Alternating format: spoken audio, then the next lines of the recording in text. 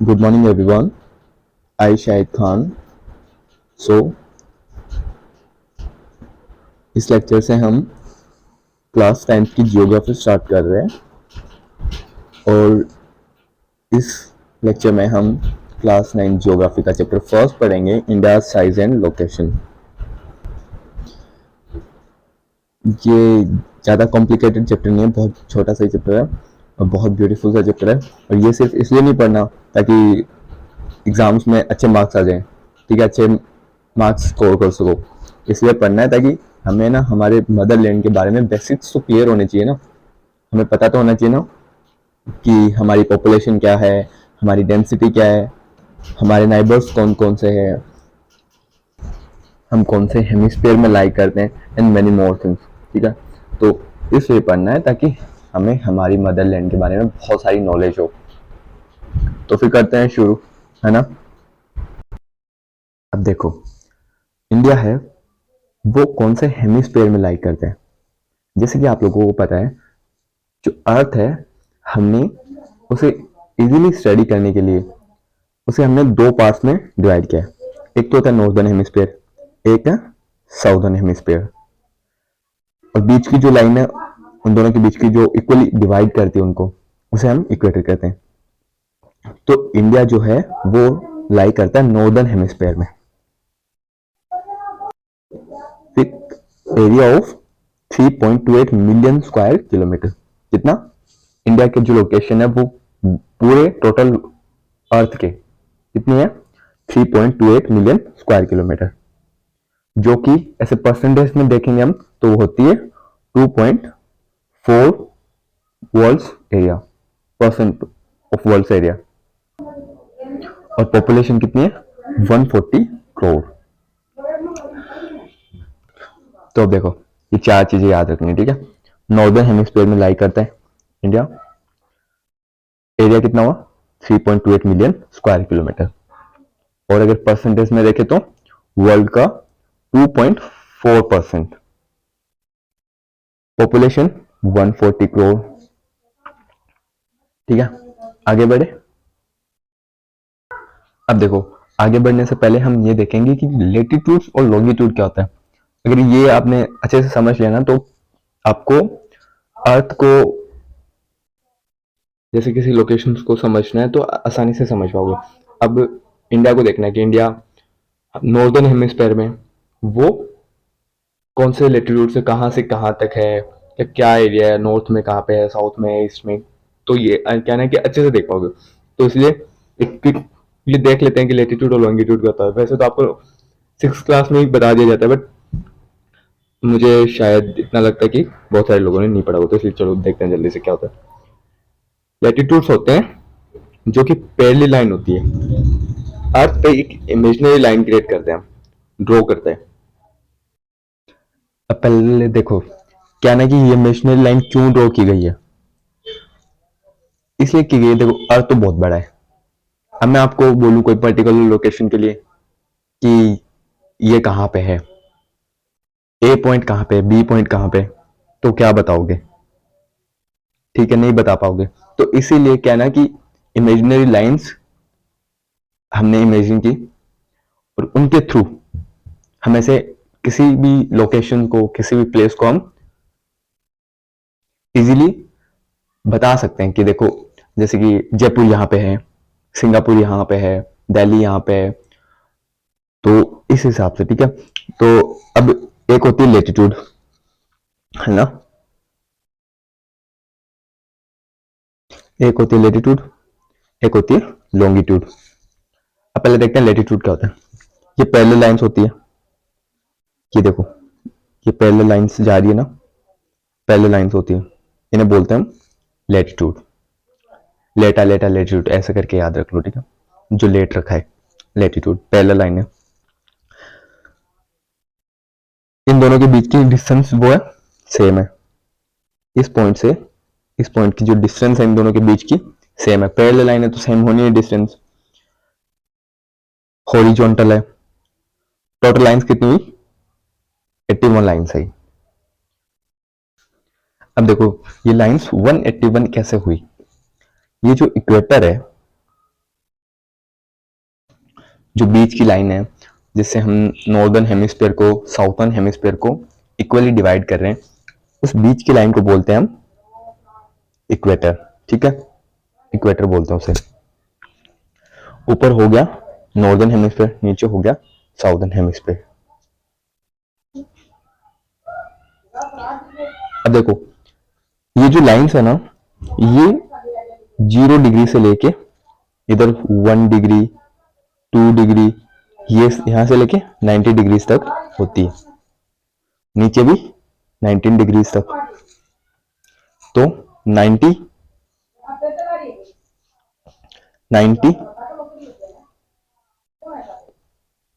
और 0 degree equator हो गई, तो कितनी हुई 181 हो गई। ठीक है, और हम इनसे क्या सीजन्स का पता करते हैं, लेटिट्यूड लाइन के थ्रू हम सीजन्स का पता करते हैं। ये याद रखना, एमसीक्यू में पूछ लिया जाता है मैक्सिमम टाइम, और कंपटीशन में तो बहुत ज्यादा इन चीजों पे फोकस किया जाता है। जियोग्राफी में से यही चीजें हैं जो कि पूछी जाती है एग्जाम्स में। अब देखो सीजन्स को कैसे क्लासिफाई करते हैं, जैसे कि समर है, विंटर है, तो ऑटम आ गया, स्प्रिंग आ गया, तो ये सब का हमने इन लेटिट्यूड लाइंस के थ्रू पता लगता है। पता ऐसे लगता है कि अगर जो सन है उसकी रेज डायरेक्टली अगर नॉर्दर्न हेमिस्फीयर पर पड़ रही है ना, या सदर्न हेमिस्फीयर में है, तो उसके थ्रू हम सीजन्स को क्लासिफाई करते हैं। और अगर आपको इसके बारे में मतलब पूरा अच्छे से जानना है, कंपटीशन की तैयारी कर रहे हो, तो मेरी एक सीरीज आएगी आगे जाके, बेसिक्स ऑफ जियोग्राफी, वहां से देख लेना। ठीक है, और अच्छे से बेहतर तरीके से समझ में आ जाएगा। ये तो 9th क्लास के लिए इतना बहुत है। अब लॉन्गिट्यूड देखते हैं, लॉन्गिट्यूड क्या होता है। पहले तो ये देखना है कि ये पैरेलल नहीं है, इनके जो डिस्टेंस है ना वो इक्वेटर से तब तो मैक्सिमम हो जाती है, और पोल्स पे जाके क्या हो जाती है, एकदम 0 हो जाती है। ठीक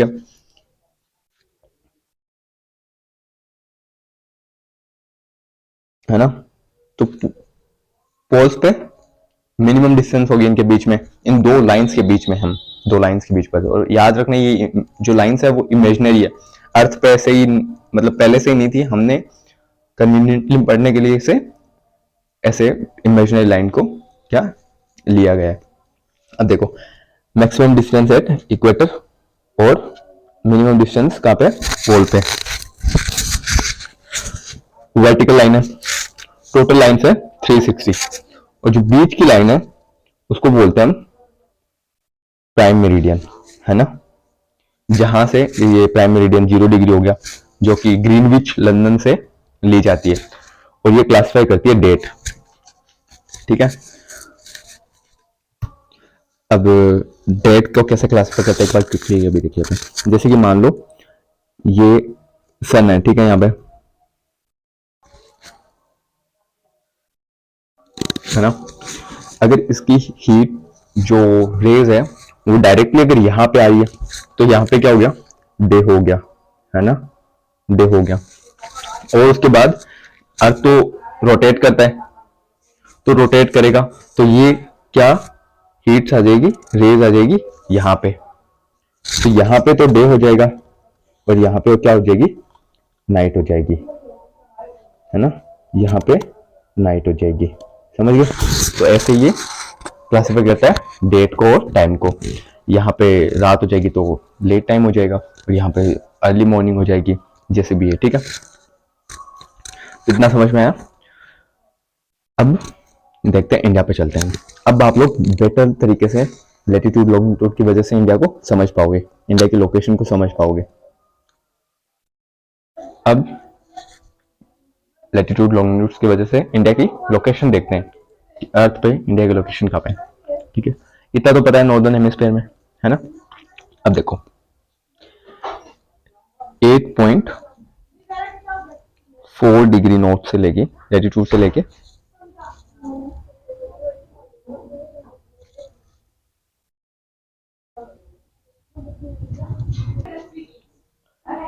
8 डिग्री 4 मिनट नॉर्थ से लेके 37 डिग्री 6 मिनट नॉर्थ तक।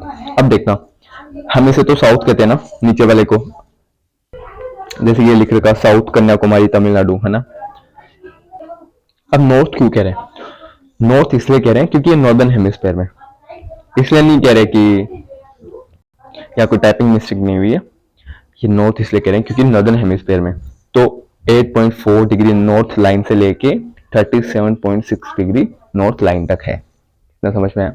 अब लॉन्गिट्यूड देखते हैं। लॉन्गिट्यूड है 68 डिग्री 7 मिनट ईस्ट से लेके 97 डिग्री 25 मिनट ईस्ट लॉन्गिट्यूड तक, है ना। अब ईस्ट इसलिए बोला, ये ईस्टर्न हेमिस्फेयर में, है ना, प्राइम मेरिडियन के ईस्ट में इंडिया, तो हम ईस्ट यूज कर रहे हैं यहाँ पे।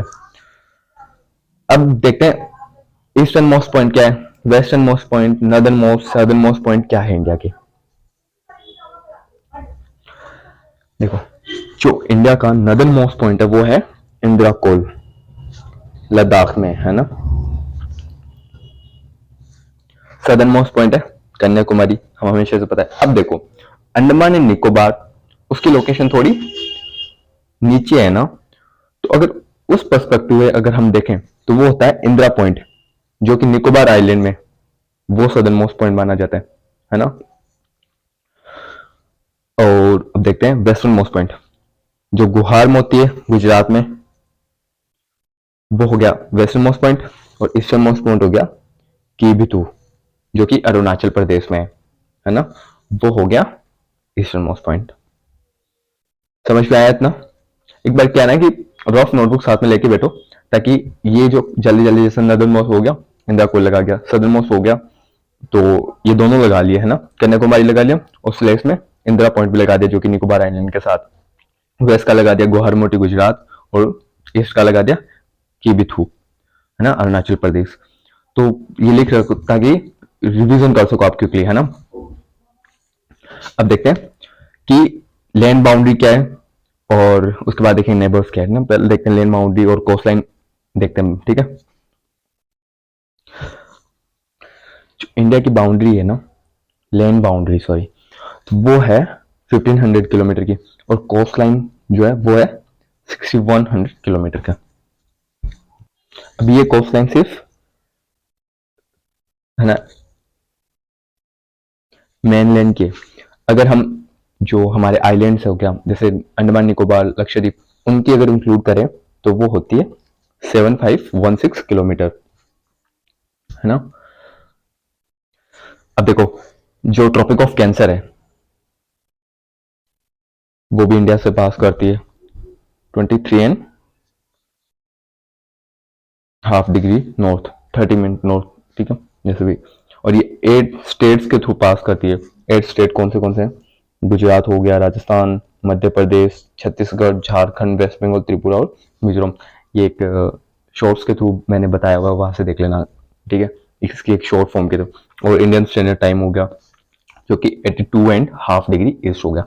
अब देखो ये देखते हैं इंडियन स्टैंडर्ड मेरिडियन, देखते हैं कि ये क्या चीज है।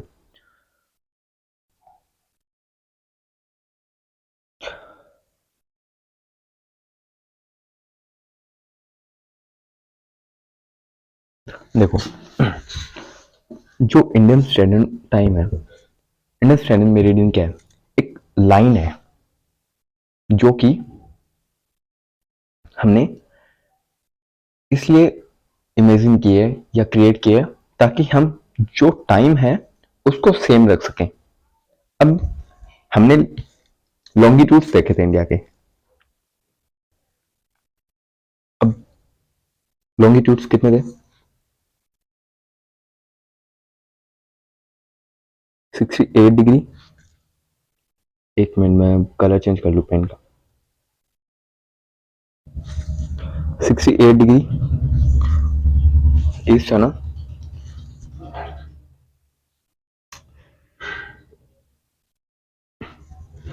68 डिग्री ईस्ट, और जो ईस्टर्न मोस्ट पॉइंट था उसका कितना था? 97 डिग्री, ठीक है, ईस्ट। अब 1 डिग्री के जो डिफरेंस है वो 4 मिनट का दिखाता है, तो ये अराउंड 29 मिनट्स हो गए, तो कितना हुआ 29/4 116 मिनट। ठीक है, अब 2 घंटे का डिफरेंस आ रहा है। जब यहां पे सनराइज होगा ना, जब इस पॉइंट पे सनराइज होगा, ठीक है, तो यहां पे सनराइज नहीं होगा उस टाइम, क्योंकि ये 2 घंटे लेट चल रहा होगा। तो इस वजह से पूरे टाइम को, इंडिया को टाइम को एक जगह पे एक जैसा रखने के लिए एक बीच में से 28 डिग्री है ना, इस पे एक लाइन ली गई है जो कि मिर्जापुर से पास होती है। अब उस लाइन को हम कहते हैं Indian standard time, Indian standard meridian, जो कि 5 स्टेट से जाती है, यूपी, मध्य प्रदेश, आंध्र प्रदेश, उड़ीसा एंड छत्तीसगढ़। तो ये है इंडियन स्टैंडर्ड मेरिडियन, जो कि इंडियन स्टैंडर्ड टाइम को, जिसके थ्रू हम देखते हैं। समझ में आया?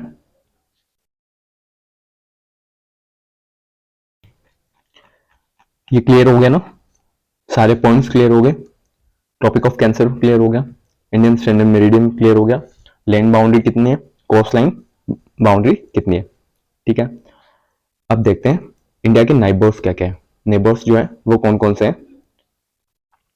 अब पर्टिकुलरली इंडिया के 8 नाइबर्स हैं, जो कि कौन कौन से हैं, पाकिस्तान, अफगानिस्तान, चाइना, नेपाल, भूटान, बांग्लादेश, म्यांमार और श्रीलंका। अब इनको याद करने के लिए एक ट्रिक है, बचपन एमबीए है ना। कोई बंदा है, बच्चा है जिसने बचपन में एमबीए कर लिया, तो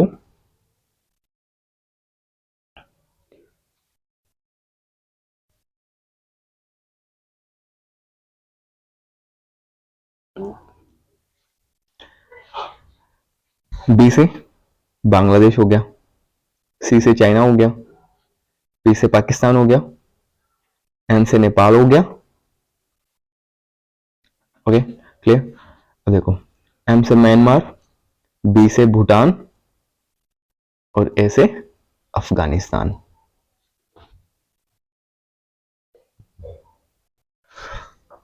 और बच गया कौन सा, श्रीलंका बच गया ना, ये क्या रखना श्रीलंका। तो ये कितना इजी है ना, बचपन MBA, Pakistan, Afghanistan, China, Nepal, Bhutan, Myanmar, Bangladesh और श्रीलंका। अब देखते हैं इंडिया की जो साइज है वो वर्ल्ड में कितने नंबर पे है। तो हमें पता है कि इंडिया 7th लार्जेस्ट कंट्री है वर्ल्ड में, है ना।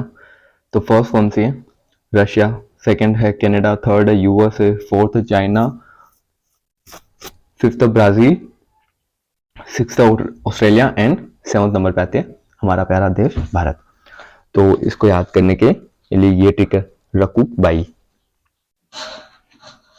ठीक है, रशिया, और ये ऐसे नंबर वाइज ही है, ठीक है। जैसे कि रशिया सबसे बड़ा है तो रशिया, सी से फिर कनाडा, फिर यू से यूएसए, 4th नंबर पे चाइना, 5th नंबर पे ब्राजील, 6th नंबर पे ऑस्ट्रेलिया एंड 7th नंबर पे इंडिया। सो ये चैप्टर इतना ही था जो कि क्लियर हो चुका है ना। तो सॉरी फॉर डिस्टर्बेंसेस, मेरा थोड़ा हेल्थ इश्यूज चल रहे हैं, इस वजह से अच्छे से नहीं पढ़ा पाया, बट कोई बात नहीं है। अगर आपको कुछ समझ में नहीं आएगा तो कमेंट बॉक्स में ज़रूर बताना, है ना।